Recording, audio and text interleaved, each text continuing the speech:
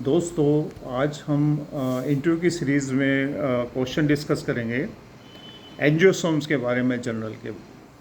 तो सबसे पहला क्वेश्चन आता है कि origin of angiosperms, concept of proangiosperms, concept of pro angiosperms, fossil angiosperms कौन कौन से हैं। ये क्वेश्चन एक बार पुटअप किया गया था फॉसिल एंजियोसोम्स के बारे में। ये 3 फॉसिल एंजियोसोम्स के बारे में बताओ। फिर एंजियोसोम्स के अंदर origin of anther and carpels, different theories of carpel origin angiosperm के अंदर। एंजियोसोम्स को एंजियोसोम्स क्यों कहते हैं? इसमें एंजियो का मतलब होता है वेसल्स, या एंजियो का मतलब कुछ और होता है। एंजियो का मतलब होता है इसमें वेसल्स होता है। तो वेसल्स ये जो कंडक्शन वाली जाइलम वेसल्स होती हैं या कुछ और होता है। तो इसका मैं क्लियर कर दूँ कि ये वेसल्स जो होते हैं जाइलम की वेसल्स नहीं होती, ये बेसिकली होती हैं। वेसल्स का मतलब होता है कंटेनर, जिसके अंदर सीड कंटेनर में होते हैं। तो ऐसे जो प्लांट होते हैं वो एंजियोसोम्स कहलाए। फिर वेसिलेस एंजियोसोम्स, इसमें एमएससी में फैमिली भी हुआ करती है, बहुत सी यूनिवर्सिटीज़ में आज भी है, पहले हमारे यहाँ भी थी। वेसिलेस एंजियोसोम्स कौन कौन से हैं। और फिर different classification of angiosperms, angiosperm phylogenetic group APG जो क्लासिफिकेशन है, इसके बारे में भी आपसे क्वेश्चन पुटअप किए जाएंगे। फिर इस स्पीशीज़ कॉन्सेप्ट, और जो classical concept, topological species concept, biological concept, ये और मॉडर्न कॉन्सेप्ट ऑफ स्पीशीज़, इसके बारे में भी क्वेश्चन पूछे जा सकते हैं। फिर ICBN international code of botanical nomenclature, इसमें रिसेंट अपडेशन क्या है, इसके बारे में भी पूछे जा सकते हैं। तो इसके लिए आप जो गुरुशरण की बुक है टैक्सोनॉमी की, आप उससे देख सकते हैं, उसमें काफ़ी डिटेल में दिया हुआ है। और इसमें से भी रिसेंटली 1-2 बार क्वेश्चन भी पूछे गए हैं इसमें। बायोनोमिकल नोमेनक्लेचर के अंदर कौन कौन सी फैमिलीज़ में एक्सेप्शन है। फैमिली पेप्लियोनेसी में और लेग्यूमिनेसी में कब इसको यूज़ करते हैं, कब हम लेग्यूमिनेसी टर्म यूज़ करते हैं, कब हम पेप्लियोनेसी वगैरह इस तरह की टर्म्स यूज़ कर सकते हैं।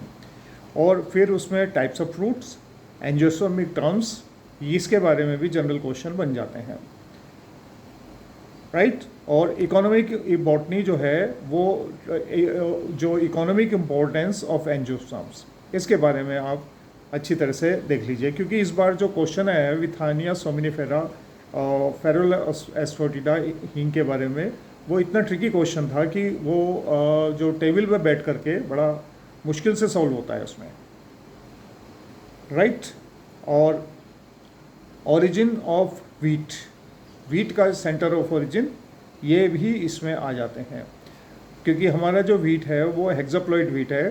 तो उसकी थोड़ी सी जेनेटिक्स वगैरह के बारे में, कि मोनोप्लॉइड्स और टेट्राप्लॉइड्स, हेक्साप्लॉइड्स, इससे पॉलीप्लॉइडी के बारे में भी क्वेश्चन पुटअप किए जा सकते हैं।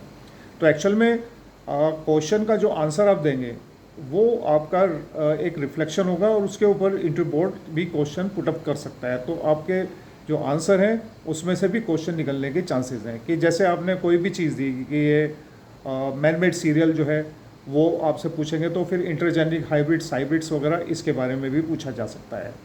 तो ये कहीं भी इंटरव्यू जंप हो सकता है, क्योंकि उसमें एक्सपर्ट होते हैं, वो बहुत सारे नॉलेज होती है उनको।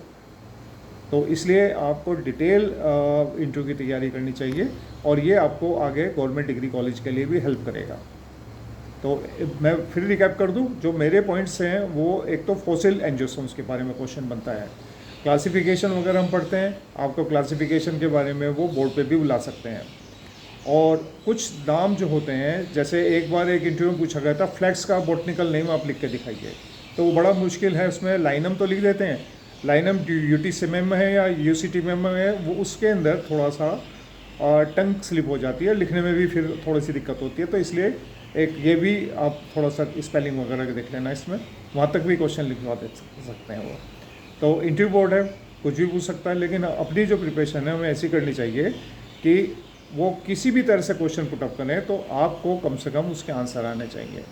मैं फिर क्लियर करता हूँ कि बॉटनी सब्जेक्ट में जो हमारा सब्जेक्ट इंटरव्यू होता है, उसमें यदि हम ये कहते हैं मुझे नहीं आता या मैं आंसर नहीं दे सकता, तो इसका मतलब होता है कि आप उसको तैयार नहीं है इसमें, और वो बहुत नेगेटिव इम्प्रेशन जाता है। गलत बता देना भी गलत होता है, लेकिन बिल्कुल ना बताना तो बिल्कुल नेगेटिव जाता है उसमें। और यदि आपने उनके ट्रिकी क्वेश्चन का आंसर दे दिया तो फिर आपको एडवांटेज भी मिलने के पूरे चांसेस होते हैं, राइट। तो फॉसिल एंजियोसोम्स और ओरिजिन ऑफ एंजियोसोम्स, प्रो एंजियोसोम्स और origin of vessels, origin of जो ये एंथर्स वगैरह, ये कौन कौन सी लेमुलर थ्योरी है, गॉडोफिल थ्योरी है, ये सब चीज़ आ सकती हैं उसमें।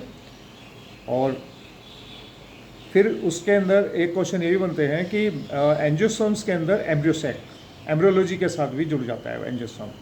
और जो different patterns of the classification में न्यूमेरिकल टेक्सोनोमी और जो ये कीमोटेक्सोनोमी और जो फाइलोजेनेटिक क्लासिफिकेशन जो आजकल जो सीरोलॉजिकल, एम्ब्रियोलॉजिकल और डिफरेंट एस्पेक्ट पे पूछे जाते हैं, इस पे भी क्वेश्चन पुट अप किए जा सकते हैं। लेकिन फिर भी आप जो फॉसिल एंजियोसोम्स को ज़रूर याद कर लें, क्योंकि और लखनऊ है तो बीरबल सानी इंस्टीट्यूट के बारे में भी क्वेश्चन पूछे जा सकते हैं, उसमें पैलेंटोलॉजी के ऊपर काफ़ी क्वेश्चन पुट अप किए जा सकते हैं।